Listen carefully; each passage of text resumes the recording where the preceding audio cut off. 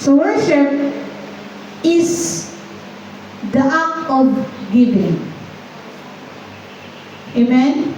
It's the act of giving. So ang worship is usa ka butang nga gihatag sa Ginoo sa tuwa. Usa ka permiro nga butang nga gihatag sa Ginoo sa tuwa. Nagikan rapod sa iya. Amen? Kung moingon kasi mo kaugalingon karon, Lord, ihatag na ko sa imo akong teenage years. And tanan nga time sa kinabuhi sa tao, behold na sa Ginoo. Ihahag ako ng tanan nga panahon. Kung moingon kasi Ginoo, Lord, ihatag na ko sa imo akong life as an act of worship. Kay giving man ang worship, asagi ka ng life sa Ginoo gyapon. Kung moingon ka karon, Lord, ihatag na ko nimo akong kwarta, akong positions. Ihatag na ko nimo, Lord, akong time, masagi ka ng time, ang kwarta sa Ginoo. Worship is giving. But wala tay ihatag diha sa Ginoo nga wala sad naggikan sa iyaha. That's why ang worship is an act of giving honor. Meaning, kanang tanan life, kanang tanan kusog nga nani mo karon, talent nga nani mo karon gikan na sa Ginoo. And ang iyang gipangayo sa tuwa is ang paghatag o pagpasidungog niya tungod anang iyang gihatag sa imo. Amen? Giving honor. What is worship? Number 1, giving honor. Dungog. Kabantay mo, sa last na to na story, sa life ni Joseph, every time na moingon ang mga tao sa iyang palibot nga, kini siya maayo ning tao, kabalo ni siya mutagna. Moingon din si Joseph. Ang gasa sa pagtagna, dili gikan sa ako, kundi gikan sa Ginoo. Muna example sa pagpasidungog. That whatever na naa sa tuwa, walay lain na na ang ayan pasidunggan, kundi ang Ginoo. Number 1, what is worship? Worship is the act of giving honor. Dungog. Walay atunga. Mabitaw, dili kay ko ganan mag-posting sa Facebook. Kaya sa'yo mag-give kay, nako weakness, ang kasagulan na nako, akong na rin ba? Muna nga, ang Diyos yun niya kaguntago na nagpahinungdong that worship is the act of giving honor. Ang tanan yun na dungog, iya rin sa Ginoo. Ginatagan ka niya life, itagaan ka niya kusog, itagaan ka niya kwarta kinabuhi, na naakaroon. Ang iya lang yun, usa ka butang nga wala niya gihatag sa tuwa is ang worship. Ano man, si Lord, hindi siya gusto nga na siya ka-share sa worship. Dungog. Hindi siya gusto nga nailain mapasidugan. Si gusto niya nga ang dungog iya harag yun. Number 2, reverence. Pag may kag-reverence, pagtahod o kahadlok sa Ginoo. That is worship. Pagtahod o kahadlok sa Ginoo. Remember Joseph, sa dihang gitintal siya. Every day gitintal siya. Kasi naitago ni Joseph. Kasi yung response. Itong itudlo nito yung agent sa inyo. Ha? Ni-flee siya. Because ang temptation, dili na to siya atubangan, dili atong layasan. And katong abutang sa dihang, so wala pa siya nilayas, nidagan, ano siyang gingon, that is abomination. Dili na ako na mabuhat atubangan sa akong Diyos. And that is worship. What is worship? Giving honor. And number 2, giving reverence. Pagtahod sa Ginoo. That is a true worship. Ang worship is that whatever you do, whatever you say, o bisag asa ka makapaingon, na align sa Ginoo, that is worship. Paghatag og dungog, paghatag og pagpasidungog sa Ginoo. Ang Ginoo magitanan dani, ang Ginoo magin ang nagbuhat ani, that is worship. Reverence, pagtahod, dili na ako ni buhaton, dili na ako ni sudlan na butang tungod kay nako'y pagtahod o kahadlok sa Ginoo. That is worship. That is the real meaning of worship. Sa life ni Joseph, makita na to, akong i-relate because mo ni atong topic this month, diba? Ang life ni Joseph. That is the true worship.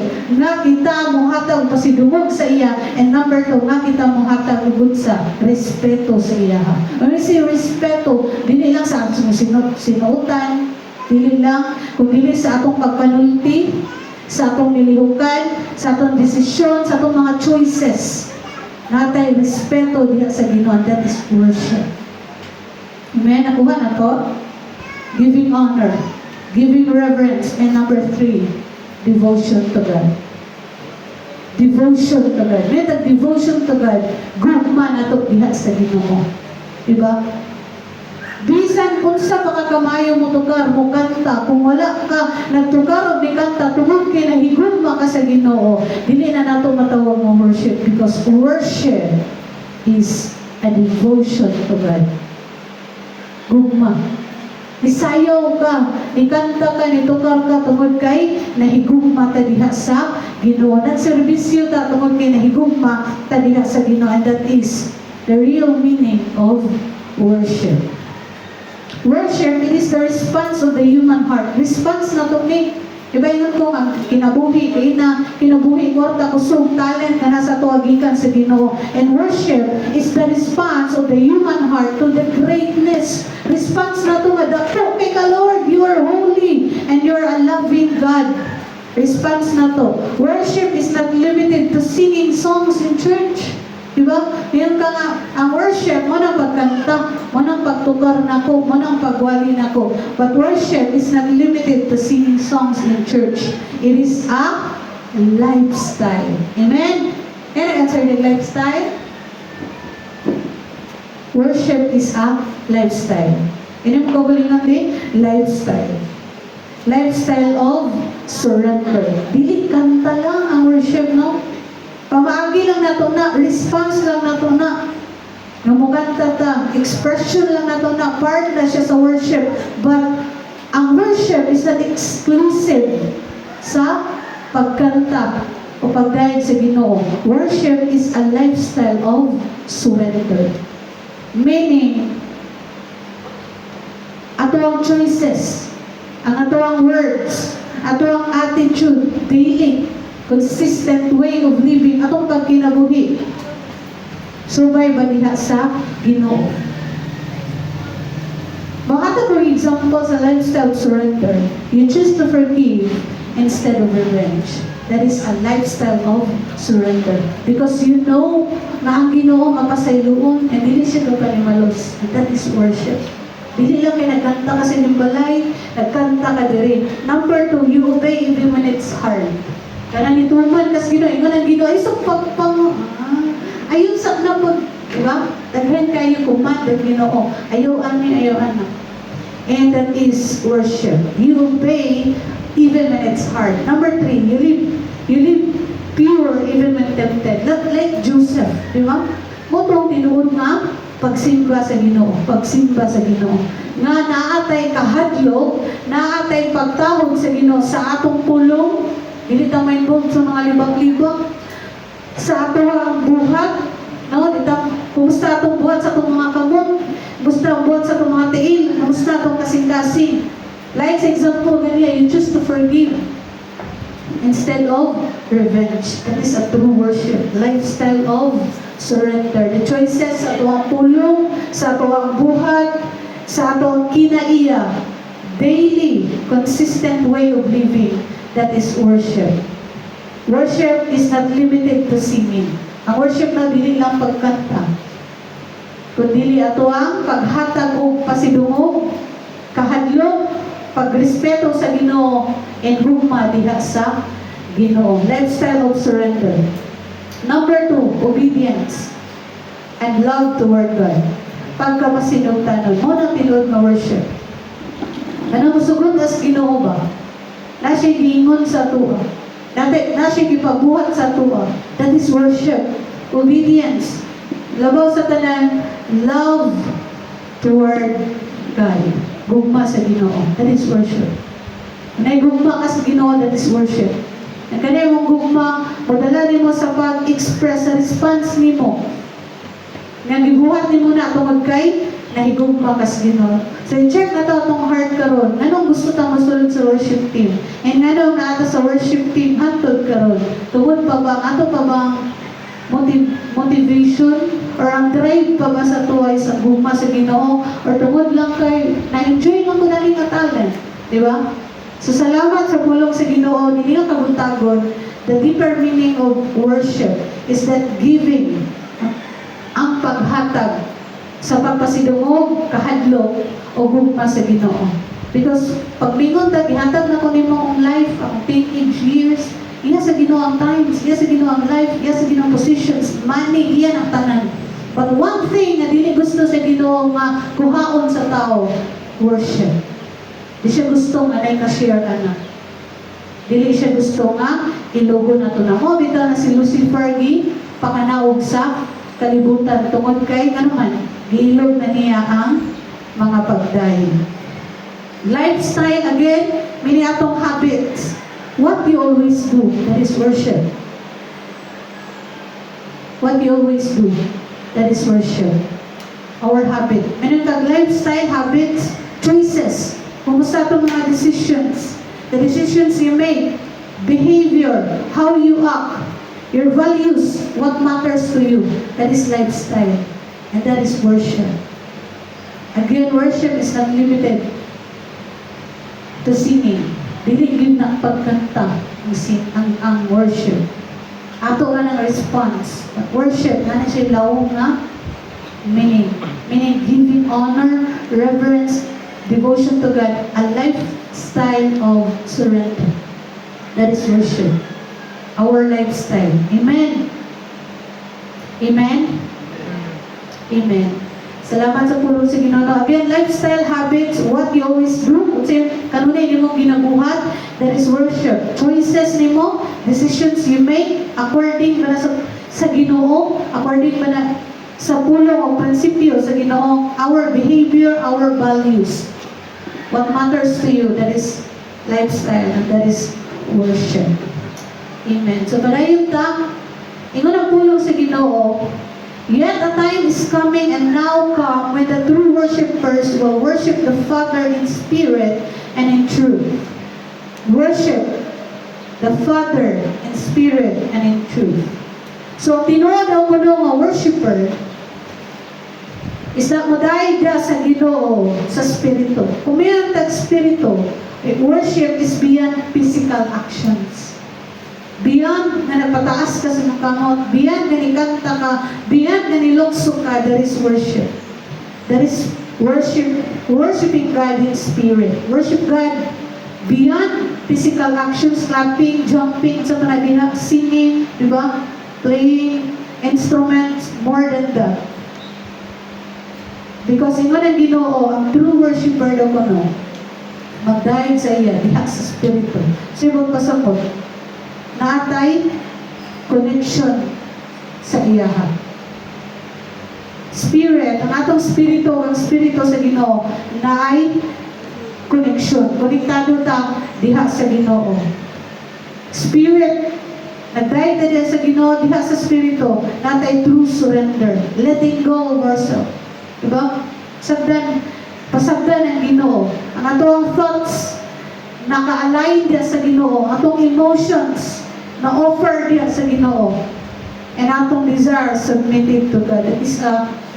That is worshiping God in spirit. Kanabang konektado ta diha sa Ginoo.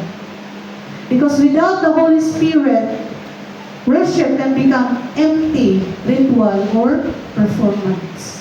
Performance sa Ginoo may tawag kung walay espiritu sa Ginoo. And aron mabatunan atong espiritu sa Ginoo, ingon pa ni Kuya Kurt niya, we have to receive Jesus Christ as our personal Savior. Importante kayo nga kaysa diha dawato na si Jesus nga mao atong personal Savior. Mao na siya ang patik. Sa diha gyud nga mo-declare ka sa imong kaugalingon, i-confess nimo nga si Jesus ay imong personal Savior, automatically yung ang pulong sa Ginoo, na-receive nimo ang Espiritu sa Ginoo. And ang worship, ang tinuod ng mga magdadayig, modayig sa Ginoo sa Espiritu. Dili lang sa emotion, dili lang sa physical actions, kundi diha sa Espiritu. Connected na diha sa Ginoo. Ang natin connection sa iyaha. And number 2, in truth. Tumayon tag in truth, rooted in God's Word. Kung rooted in God's Word, Kanina gid ako example sa pagdayon sa Ginoo diha sa kamaturan. Kana bang wake up? And I will sing of the goodness of God. Ganay, tapos yung kinabuhi unsa. Ha? Nahitabo, kanta ka. Nagkanta ka that God is good, that God is faithful. But then sinitabo yung kinabuhi.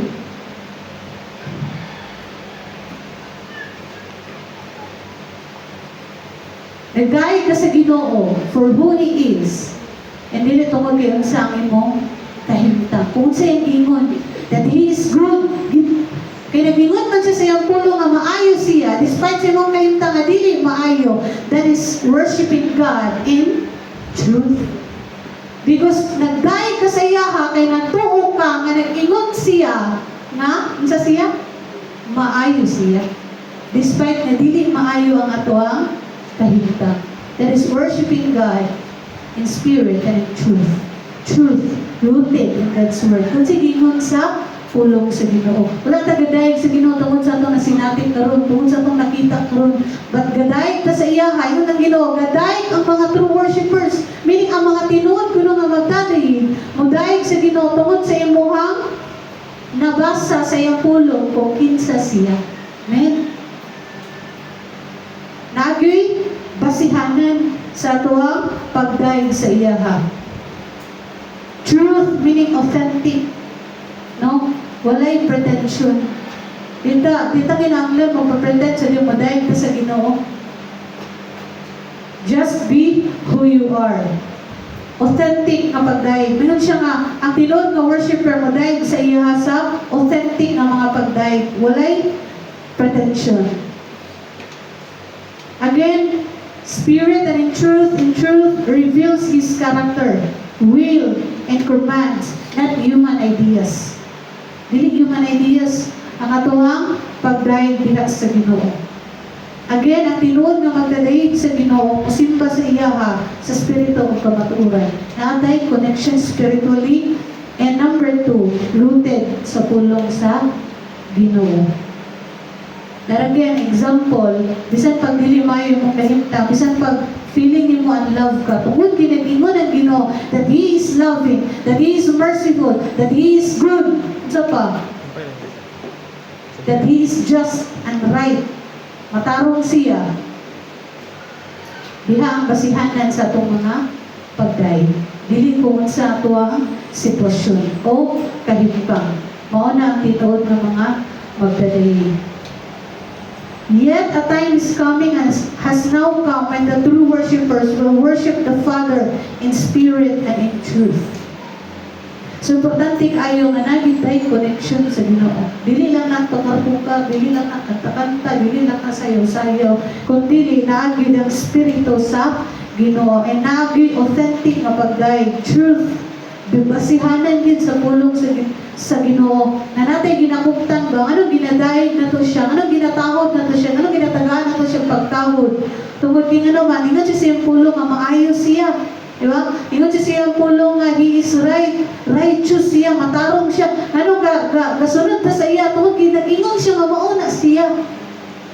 Mauna siya. Mauni ako. Ingon ang pulong sa Ginoo, mauni ako. I am right, I am gracious, merciful, loving God. Mauni ng Ginoo. Dili na gid na siya mabalik. Mauni gid na iyang karakter. So atong pagdayeg sa Ginoo diha sa spiritual kamaturan. Mo gid yan unsa ginizar sa Ginoo. Nga naay mga true worshipers. Hindi mo dapat true worshipper ka. Amen. Dahil sa Ginoo sa spirito ug sa kamatuoran. Ingon diri, ang pagdayeg sa spirito ug kamatuoran, it produces transformation. Naay kausaban sa atong kinabuhi. Dili lang kauswagan. Ang ingon diri baguan. Amen. Tinuod mo worshiper sa Ginoo kakabagko. Amen. Tungod kay sa diha gadayeg sa Ginoo, sa diha kakailhan nato ang Ginoo, kakabago po ang atong mga kinaiya o pamatasan, atong mga values, atong mga habits kakabago sa diha nga gadayeg ta sa Ginoo diha sa spirito kamatuoran. kaka-shape ang atuang karakter, ang atuang kinaiya. And unsa, ang atuang priorities. Labaw sa tanan, ang true worshiper na nag-worship diha sa Ginoo, aside nga mabagong priority, mabago ang kinaiya, ligon o pagtuo. Ay bisan sa imong mahitabo sa imong kinabuhi, nakapanayon yun gihapon ka, nakabarog yun gihapon. Amen.